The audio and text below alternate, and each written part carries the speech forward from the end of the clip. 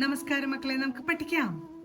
ഇന്ന് നമ്മൾ വ്യഞ്ജനാക്ഷരമായ ഷ ആണ് പഠിക്കുന്നത്. ഷ ഷ എഴുതാനായി പഠിക്കാം. ഷ എഴുതുന്നതിന് ആദ്യമായി നമ്മൾ പഠിച്ചിട്ടുള്ള പ എന്ന അക്ഷരമാണ് എഴുതുന്നത്. പ പായല്ലേ. ഇനി ഈ ഒരു ഭാഗം വളച്ചുകൊണ്ട് കുറച്ചു മുന്നിലേക്ക് വരണം. ഈ ഒരു വരയിൽ തൊട്ടതിന് ശേഷം വളച്ച് നേരെ താഴത്തെ വരയിൽ കൊണ്ടുവന്ന് നിർത്തിക്കഴിഞ്ഞാൽ ഷ എന്ന അക്ഷരമായി. ഒരിക്കൽ കൂടെ നോക്കാം. ആദ്യം പ വരയ്ക്കണം.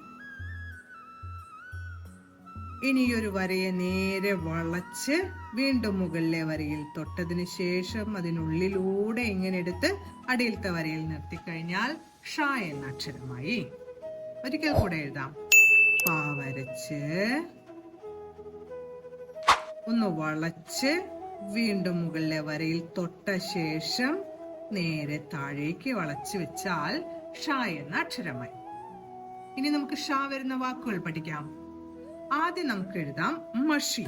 മഷി ആദ്യം മായി എഴുതി തൊട്ടടുത്തായി ഷി എന്ന് എഴുതാനായി ആദ്യം ഷ വരച്ചു. ശേഷം ഇ എന്ന ചിഹ്നം കൂടെ വരച്ചു. മഷി. അടുത്ത് നമ്മൾ എഴുതാൻ പോകുന്ന വാക്ക് വിഷയം എന്നാണ്. വിഷയം. വി വായ എഴുതി ഈയുടെ ചിഹ്നം ചേർത്താൽ വി ആയല്ലേ. വി ഷ ഷ വരച്ചു. വിഷയം ആണ്. യാ എഴുതി അമ്മിന്റെ ചിഹ്നവും കൂടെ ചേർത്തു. വിഷയം. അടുത്ത് നമ്മൾ പഠിക്കാൻ പോകുന്ന വാക്ക് വിഷു എന്നാണ്. വിഷു. വായെഴുതി ഈയുടെ ചിഹ്നം ചേർത്തു. വി. ഇനി ഷു എന്നാണ് എഴുതുന്നത്. ഷു ഷ വരച്ച് ഊ എന്ന ചിഹ്നം കൂടെ ചേർത്തു. വിഷു എന്നായി. അപ്പൊ ഇന്ന് നമ്മൾ വ്യഞ്ജനാക്ഷരമായ ഷ ആണ് പഠിച്ചത്. കൂടാതെ ഷ വരുന്ന വാക്കുകളായ മഷി, വിഷയം, വിഷു എന്ന വാക്കുകളും പഠിച്ചു.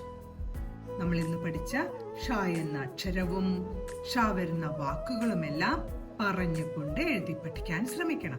അടുത്ത ക്ലാസ്സിൽ കാണാം മക്കളെ. നമസ്കാരം.